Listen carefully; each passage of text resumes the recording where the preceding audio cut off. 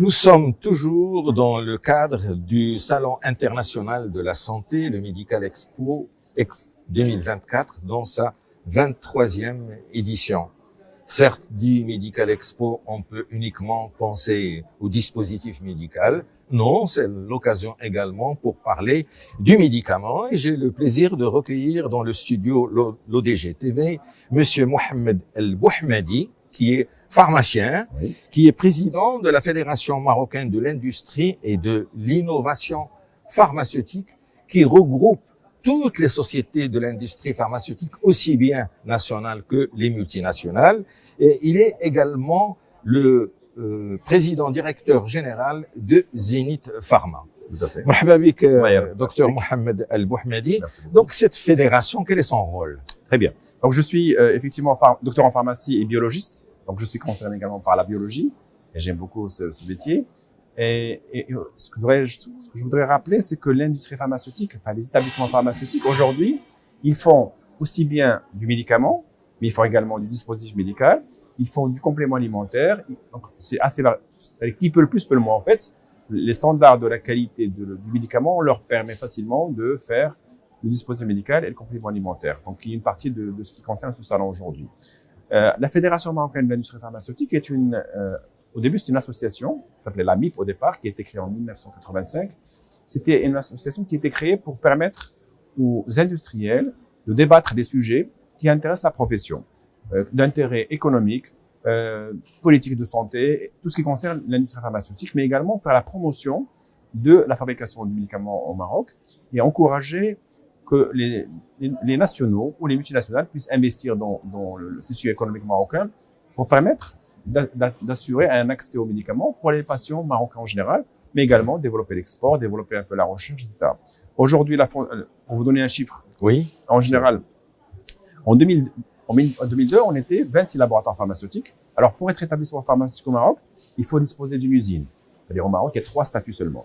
Il y a le statut d'établissement pharmaceutique industriel, qui est le laboratoire, qui va avoir une usine, qui va avoir des AMM, qui fabrique les produits, qui les importe aussi, qui fait la promotion et la distribution. Ensuite, vous avez le statut de grossiste répartiteur, qui va acheter les médicaments de chez le laboratoire pharmaceutique et les revendre aux pharmaciens d'officine. Très bien. Et après, vous avez le pharmacien d'officine qui, lui, va assurer l'approvisionnement des patients et qui ont un rôle très, très important sur le plan social, puisque aujourd'hui, il y a plus de 13 000 pharmacies qui sont un lieu social où le pharmacien va rencontrer le patient. Et donc, c'est l'image qui est très importante et le rôle social de ce pharmacien d'officine. Donc, nous sommes un corps de bout en bout, industriel, grossiste répartiteur et pharmacien d'officine. Donc, en 2002, on était 26 laboratoires établissements pharmaceutiques. Aujourd'hui, on est 54, ceux qui sont déjà autorisés opérationnels, plus d'autres qui sont en cours d'enregistrement. Ensuite, le chiffre d'affaires, on connaît aussi une très grande progression grâce aux efforts de mettre des produits sur le marché, mais également grâce à la mise en place de la couverture sociale universelle qui a été voulue par Sa Majesté que Dieu l'assiste. Donc, notre chiffre d'affaires est passé de 4 milliards en 2000 à aujourd'hui 14 milliards à peu près en 2023. Et si on intègre également les appels d'offres, c'est 21 milliards. Très bien. Donc, autant dire qu'il y a un potentiel important. De ce chiffre d'affaires, il y a 20% aujourd'hui qui sont exportés. Nous créons à peu près 60 000 emplois directs et indirects. Nous avons une contribution fiscale de 2 milliards par an et nous participons au PIB national à hauteur de 1,5 et 5,2 au niveau industriel. Donc, autant dire que l'industrie pharmaceutique est un maillon important dans le chaînon, enfin dans l'écosystème de la santé. Et nous sommes conscients de ce rôle important que nous jouons au niveau de société. Je voudrais vous poser une question, docteur Mohamed El Bouhmadi. Alors, l'AMIP, lorsqu'il a été créé, c'est l'Association marocaine de l'industrie pharmaceutique. Il regroupait ce qu'on appelait l'industrie pharmaceutique nationale. Et de l'autre côté, il y avait les multinationales. Donc, comment vous avez trouvé un consensus pour créer cette fédération? En fait, si je peux faire juste une petite correction, au départ, c'était l'association marocaine de l'industrie d'innovation pharmaceutique, elle regroupait tout le monde au départ, à sa création. Donc, il y avait les laboratoires marocains, oui, les multinationales. Il y avait dans les multinationales ceux qui avaient une existence physique avec un laboratoire, comme certaines multinationales comme Pfizer, par exemple, Hux, etc., qui avaient une usine, Sanofi. Et puis, vous avez d'autres laboratoires internationaux des multinationales qui avaient confié leurs produits en licence aux produits marocains. Très bien. Donc, vous avez ce business model. Soit existence propre avec un établissement pharmaceutique, une société de droit marocain, avec une usine, multinationale ou nationale. Et vous avez également des multinationales qui avaient confié leurs produits en licence.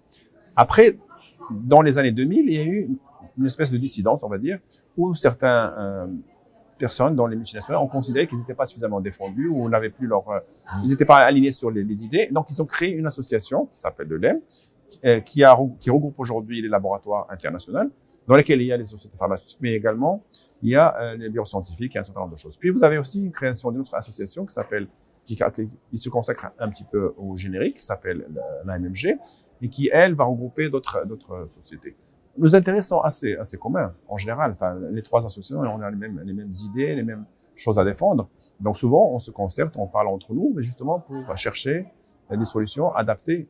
In fine, ce qui est important, c'est le patient. Bien sûr. Et donc, nous, on est orienté vers le patient. Et donc, voilà, l'histoire, c'est ça. C'était au départ AMIP, création de 2 associations, mais aujourd'hui, l'association qui s'appelait l'AMIP a été transformée en fédération. Nous faisons partie de la CGM. Nous avons un statut de fédération externe au niveau de la CGM. Et donc, nous essayons de défendre un petit peu les intérêts du patient comme il faut. Docteur Mohamedi, l'un des problèmes de la santé au Maroc et dans le monde entier, c'est l'accès aux médicaments. Je pense que vous êtes un grand défenseur du médicament générique, n'est-ce pas? Oui. Alors, qu'est-ce que c'est d'abord le médicament générique et comment le défendre? Alors, le médicament générique, simplement, vous savez qu'aujourd'hui, le Maroc, depuis toujours, a toujours respecté les brevets. Donc, quand il y a un projet de recherche, ça aboutit sur un brevet. Le produit est breveté et donc il est protégé pendant 20 ans au niveau de son exploitation. Après, à l'échéance de ce brevet, ce délai de brevet, le médicament peut être copié, entre parenthèses, et donc c'est là où on fabrique des génériques. Et les génériques sont des médicaments qui ont la même formule, la même composition, aussi efficace et utilisés avec le même niveau de sécurité, et surtout lorsqu'on fait l'étude de bioéquivalence. Généralement, aujourd'hui, tous les produits marocains sont bioéquivalents, ceux qui sont nouveaux. Il y a aussi des anciens certains qui ont une bioéquivalence. Donc, les génériques sont des produits qui n'ont pas subi de surcoût lié à la recherche. C'est pour ça que leur coût est inférieur au prix Princeps. Donc, le Princeps, il est enregistré, il a un temps d'amortissement des frais qui est de 20 ans. À l'échéance de ces 20 ans, n'importe quel produit peut être génériqué et mis sur le marché. Donc aujourd'hui, ces produits génériques sont très bons, de très bonne qualité, sont souvent bioéquivalents. Ils sont fabriqués dans les mêmes conditions que les Princeps. Et d'ailleurs, la logique serait qu'un produit qui est Princeps, après 20 ans, il devrait être considéré comme un générique. Absolument. Parce que bon, il est plus protégé. Donc ça, c'est pour vous dire que c'est une notion simplement économique qui permet de protéger les inventions et les encourager, mais qui permet aussi d'avoir l'accès aux génériques qui permettent de faire des économies de santé pour les caisses de la société. Merci pour toutes ces explications. En vous présentant au début de cette émission, Dr Mohamedi, donc vous êtes président de la Fédération marocaine de l'industrie de l'innovation pharmaceutique, mais d'abord, vous êtes PDG de Zénith Pharma et une des pathologies, je dirais, sur lesquelles vous travaillez, c'est l'hémophilie, cette maladie chronique des enfants qui naissent avec une absence ou manque de facteurs anti-hémophiliques. Et la moindre petite blessure, il commence à saigner, ça s'arrête pas, il décède. Et je donne l'exemple qui est passé, j'allais dire, dans l'histoire du Maroc, de ce père qui a perdu 3 garçons lors de la circoncision. Il connaissait pas cette maladie, ça remonte à 20-25 ans. Il y a la circoncision, et il décédait, tous les 3. Donc, quoi de neuf en matière d'hémophilie au Maroc, Dr Mohamedi? Très bien. Je vais essayer de poser la question sur ma société. Généralement, je ne parle pas de la société dans les interviews, mais c'est une bonne occasion aussi d'en parler pour encourager les gens à suivre ce modèle. Ce qui nous intéresse, c'est de parler de la maladie. De la maladie. Donc, généralement, au niveau Zénith Pharma, nous cherchons toujours des produits qui répondent aux besoins de la santé publique. Donc, nous cherchons des produits, bien sûr, avec des partenaires de renommée mondiale. Et dans le cas d'espèces, on est en partenariat avec un laboratoire mondialement connu qui s'appelle Grifols. Et donc, on a mis sur le marché un facteur 8 pour répondre justement à cette problématique de l'hémophilie. C'est une maladie invalidante, comme vous le savez, très importante, qu'il faut absolument juguler, pour laquelle il faut absolument avoir le médicament disponible. Tout à l'heure, dans le discours d'ouverture, j'ai parlé de la souveraineté sanitaire et à quel point Sa Majesté Claude de Assis a placé le domaine de la santé à un niveau stratégique. Donc, notre rôle en tant que industriel, en tant que pharmacien en général, c'est d'assurer l'approvisionnement continu du marché et d'apporter des solutions aux pathologies, notamment lorsqu'ils sont aussi importantes que l'hémophilie. Donc, pour préciser pour nos téléspectateurs, Dr Bouhamadi a cité le facteur 8. C'est la caméra, c'est pas celle-là. Donc, l'hémophilie, c'est ces enfants qui naissent et qui n'ont pas de facteur 8, n'ont pas de facteur 9 et peut-être le facteur 7. Et c'est pour ça qu'ils continuent à saigner. Je vous l'explique à nos téléspectateurs. En fait, la coagulation ne se forme pas. Absolument. Le caillot ne se forme pas lorsqu'on a une cicatrice. Normalement, il y a un caillot, il y a une coagulation, un temps plaquettaire, etc.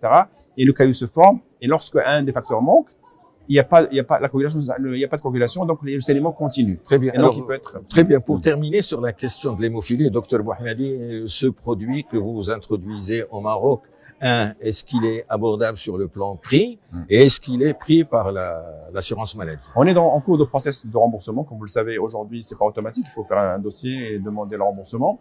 Mais on est en cours de process. Bien sûr, il va être remboursé parce que c'est un produit de santé publique. Et bien sûr, au niveau du coût, c'est un prix tout à fait abordable.